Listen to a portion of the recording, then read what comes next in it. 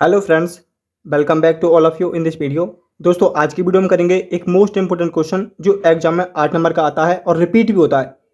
Question है हमारा, solution of three dimensional Laplace equation in cylindrical coordinate. हमें Laplace equation का सॉल्यूशन निकालना है सिलेंड्रिकल कोऑर्डिनेट में। हमारी लैपलेस इक्वेशन होती है सिलेंड्रिकल कोऑर्डिनेट में curly square V upon curly R square plus 1 upon R curly B upon curly R plus 1 upon R square curly square B upon curly theta square plus curly square B upon curly Z square equal to 0। इसको मान लिया equation 1 और equation 1 का हमें solution निकालना है। तो हमने लेट कर लिया है इक्वेशन 1 का solution v equal to R of R P of theta Z of Z. इसको मान लिया इक्वेशन 2। अब यहाँ जब हमने इक्वेशन 1 को देखा है तो v का हमारा पार्शियल डेरिवेटिव हो रहा है r थीटा और जेड के रिस्पेक्ट में, इसलिए हम बोलेंगे कि हमारा जो v है वो हमारा r थीटा और जेड का फंक्शन है। हमने लेट करा आर ऑफ आर इंटू में पी ऑफ थीटा इंटू में जेड ऑफ जेड।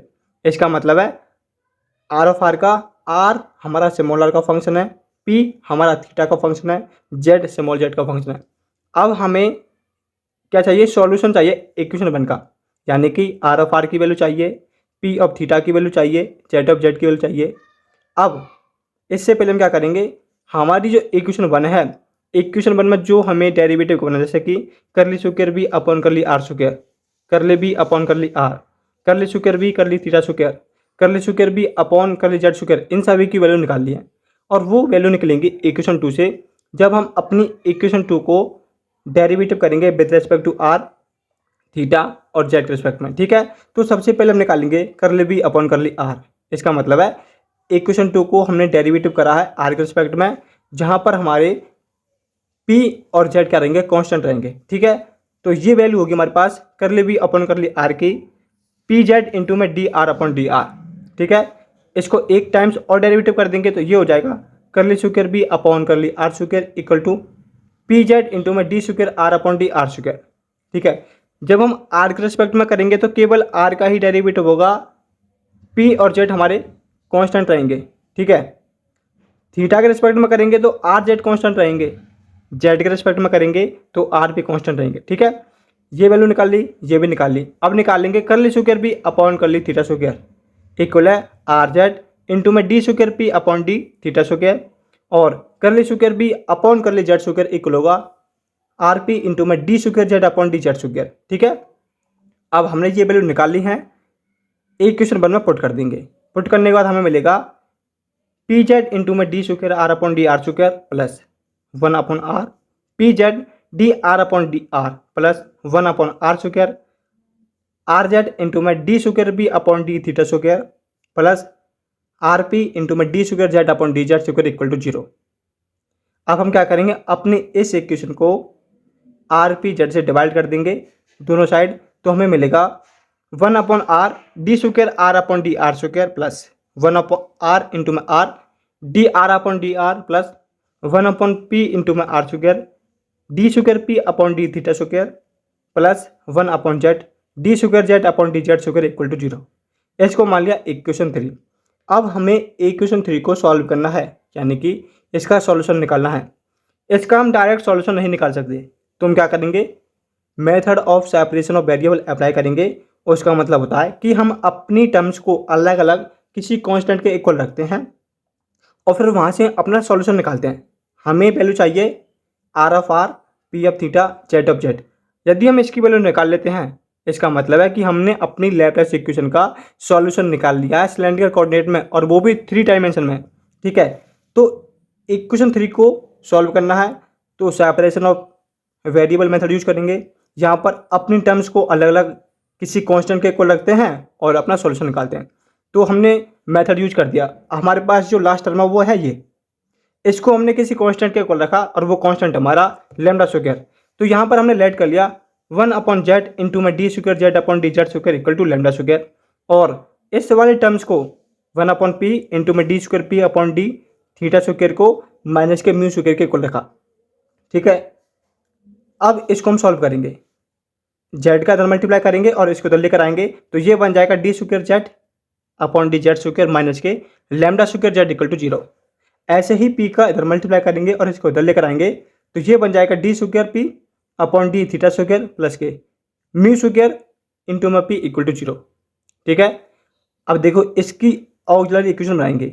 हम बीएससी में पढ़े हैं कि जब हमारे पास ऐसी इक्वेशन होती है तो उनकी ऑक्सिलरी इक्वेशन बनती है और वहाँ से फिर हमारे डी की वैल्यू निकल के आती है। डी की वैल्यू को बोलते हैं रूट्स, यानी कि इसकी दो वैल्यू निकलेंगी, क्योंकि ये क्या है, डबल डेरिवेटिव है तो दो वैल्यू निकलेंगी। ट्रिपल डेरिवेटिव होता तो थ्री वैल्यू निकल के आती हैं, जिन्हें बोलते हैं रूट्स। यहाँ से हमारे दो रूट निकलेंगे और वो जो रूट निकल के आएंगे वो निकल के आएंगे हमारे रियल और डिफरेंट।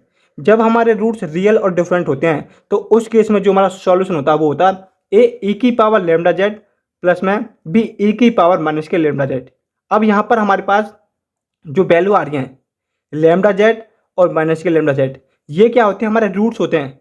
जो हमारा जनरल सॉल्यूशन होता है वो होता है हमारा, जैसे कि हमारे पास अगर देखो जब हमारे डी की वैल्यू आती है प्लस माइनस, जैसे कि हमारे पास ए निकल के आई है यहाँ कहीं M1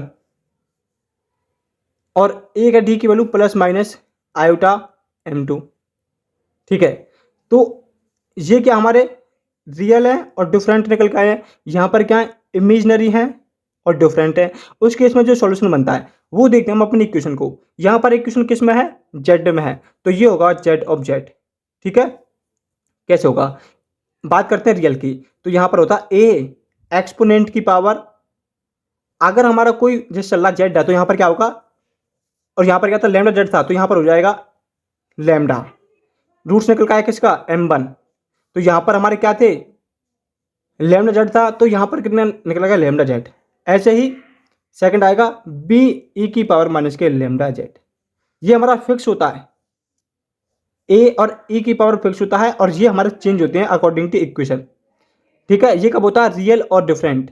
जब बात करते हैं इमेजनरी की तो वहां पर होता है इमेजनरी में ए कॉस और हमारा जो इक्वेशन है उसके अकॉर्डिंग, जैसे यहाँ पर क्या हमारा म्यू पी है तो यहाँ पर कितना म्यू थीटा, क्योंकि थीटा में इक्वेशन है, ये हमारे इसके साथ आते हैं। तो ये फिक्स है हमारा, यहाँ पर ये आएगा प्लस में बी साइन, और यहाँ पर जो हमारे इनके एंगल आते हैं वो हमारे फिक्स होते हैं अकॉर्डिंग टू इक्वेशन। तो ये हमारा फिक्स होता है कि रूट्स हमारे इमेजनरी हैं तो ये आएगा और रियल हैं तो ये आएगा। तो हमने इनको सॉल्व करा, हमें ये मिल गया Z of Z equal to A की पावर लेमडा जेड प्लस में बी की power minus K lambda Z. ठीक है, इसकी ऑक्सिलरी इक्वेशन बनेगी, सॉल्व करेंगे, डी की वैल्यू दो निकल के आएंगी और वो रियल होंगी, एक तो होगी इमेजनरी और डिफरेंट। तब हमारा सॉल्यूशन बनेगा P of theta equal to C cos mu theta plus में डी साइन म्यू थीटा। अब हम बात करेंगे कि हमने यहाँ पर जो वैल्यू ली अपनी कांस्टेंट की, यहाँ पॉजिटिवली है या नेगेटिवली है, ऐसा क्यों लिया, क्योंकि हमें अपनी लैप्लेस इक्वेशन को सॉल्व करना है और हमें पता है कि जो हमारा लैप्लेस इक्वेशन होता है उसकी बाउंड्री के बीच में जो वैल्यू होती है जीरो होती है। उस वैल्यू को जीरो लेने के लिए हम पॉजिटिव लेते हैं, नेगेटिव भी लेते हैं, और यहाँ पर दो कंडीशन हमको सेटिस्फाई करानी होती है। एक तो होता है बाउंड्री कंडीशन कि बाउंड्री के बीच में सॉल्यूशन जीरो होना चाहिए, और हार्मोनिक नेचर।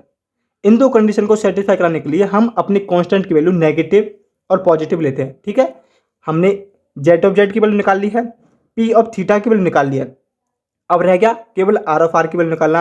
अब हम क्या करेंगे, जो हमने यहाँ पर लेट करा था इसको लेमडा स्क्वायर के और इसको माइनस के म्यू स्क्वायर के, वापस ये वैल्यू यहाँ पुट कर देंगे।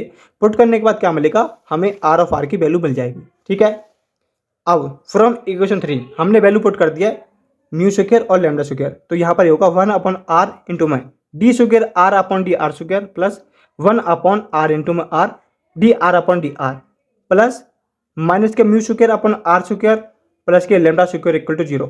हमने अपनी वैल्यू रख दी है, यहाँ पर हमने आर स्क्वायर इसके साथ नहीं लिया था, ये हमने आपको पहले बताया है। तो यहाँ पर mu square upon R square हो गया और यहाँ पर ये हमारा लेमडा स्क्वायर हो गया।